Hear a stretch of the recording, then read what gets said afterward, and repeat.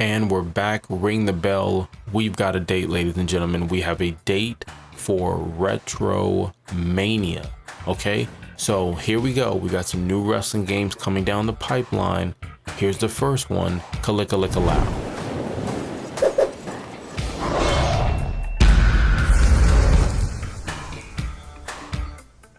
I'm trying to think, is this the first one? And I don't think it is the first one, because you account, I messed up the name in other videos. What is it? It's like WWE Battleground. And then you have WWE on mobile, which is called Undefeated. I could be wrong on both of those, but I think those are if we're saying, hey, new wrestling games are coming out, if you don't count the 2K game that passed recently. Yeah, so this would be what, the third one maybe? Retromania Wrestling. A little history on it, or a little background on it if you don't know anything about it. Basically, it is the official sequel to WrestleFest, which I believe is a 1991 arcade game, and it had stars from the WWF, WWE, respectfully.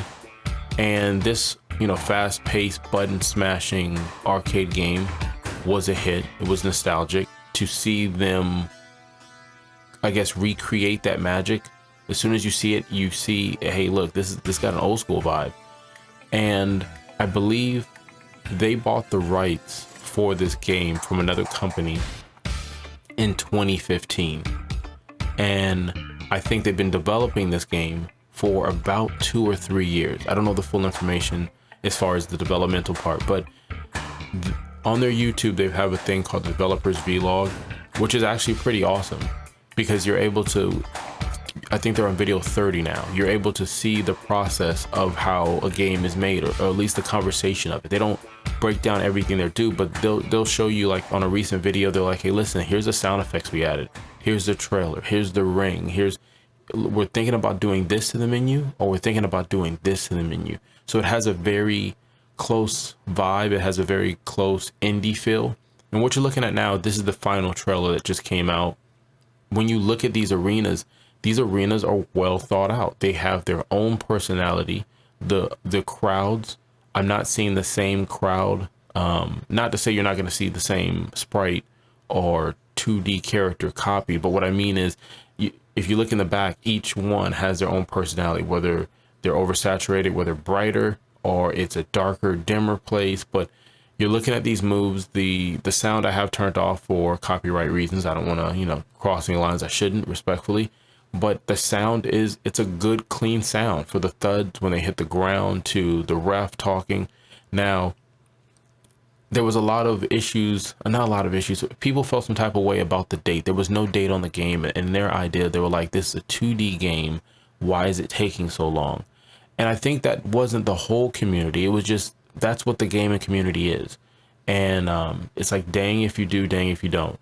Again, the person who is helping develop this game, from the vlogs I've seen, seems like a genuine guy who didn't have to, but let us in on the process, and constantly said he wanted this game to come out. When it's ready, it'll be ready. Now, if this game comes out and it has glitches, or it could just be off on the gameplay, because again, the arena settings and all that stuff is nice.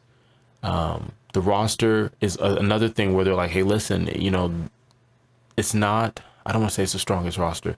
People are wanting more out of the roster, with games being saturated with 50 to 60 to 70 plus characters downloadable throughout the year. So there's going to be the talks of that. But the biggest thing to look at on this game is the gameplay. If the gameplay does what it intends to do, be something that's simple, quick, and fun to play, regardless if it's nostalgic or not, then you have a hit on your hands. And with this being on PC and it being on current generation systems, I don't know about next gen. Online play is coming later down the road. I don't know about crossplay. And you've got some that could be fun.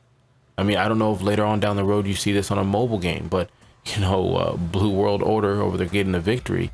But yeah, we have a date on this game. Now, I'm excited about this game. I want to play this game. You can pre-order it. I believe you can only pre-order it on the Nintendo Switch and the PC for that Steam.